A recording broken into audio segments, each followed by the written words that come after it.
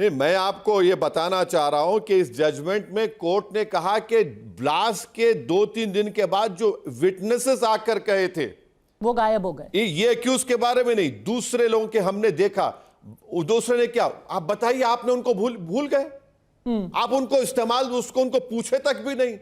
कितना बड़ा इन्हें ना सिर्फ मिसकैरेज ऑफ जस्टिस हुआ है बल्कि एब्यूज ऑफ पावर हुआ है।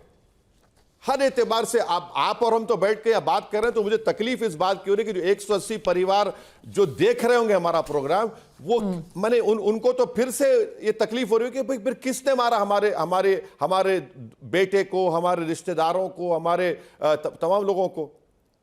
मगर ऑल इन ऑल ये है कि इंसाफ नहीं हुआ है। तो और क्योंकि आपने बार बार ऑर्डर का जिक्र किया सर, मैं बराबर उससे पढ़ना भी चाहती हूं क्योंकि लोगों के लिए जानना बहुत जरूरी है कि कोर्ट ने अपने आदेश में लिखा क्या क्या है।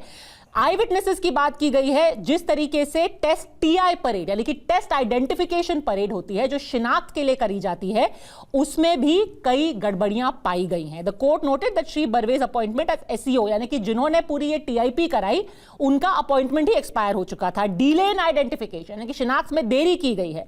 Credibility of witnesses and trustworthiness, the court question the trustworthiness and credibility of witnesses suggesting some were got up और स्टॉक यानी कि जो गवाह लाए गए थे एक पुलिस के स्टॉक विटनेसेस होते हैं कि जैसे कि ओवैसी साहब बता रहे थे 2-3 केसेस में उन्हीं लोगों को विटनेस बनाया जाता है। अब जब ये सारी खामियां सामने आई हैं, क्या आप इस मुद्दे को संसद के अंदर भी उठाएंगे?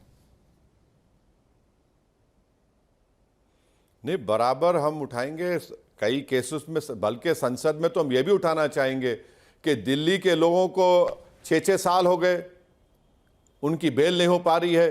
केजरीवाल की बेल हो गई। बताइए, मुख्यमंत्री के ऊपर भी केसेस लगे थे, बड़े बड़े यूएपीए के चार्जेस लगे, उनकी बेल हो गई। और 6-6 साल से लोग सड़ रहे हैं, चाहे वो गुलफिशा हो, चाहे वो शिफाउर रहमान हो, इस तमाम लोग। तो यही तो हम कह रहे हैं ना कि इस तरह से नहीं होने वाला है। इंसाफ इस तरह से आप नहीं कर पाएंगे। इक्वालिटी बिफोर लॉ का फिर मामला कहां रहेगा बताइए? 19 साल बीतने के बाद अगर सभी अक्यूज को बरी कर दिया जाता है तो 2 बड़े सवाल, इनके जो 19 साल बीते हैं जेल में, क्या उसकी भरपाई की जा सकती है, और जिन लोगों की हत्या की गई उन ट्रेन धमाकों में, उनको कब इंसाफ मिलेगा? उसी आवाज को उठाते हुए असदुद्दीन ओवैसी साहब, आपका बहुत बहुत धन्यवाद हमसे बात करने के लिए।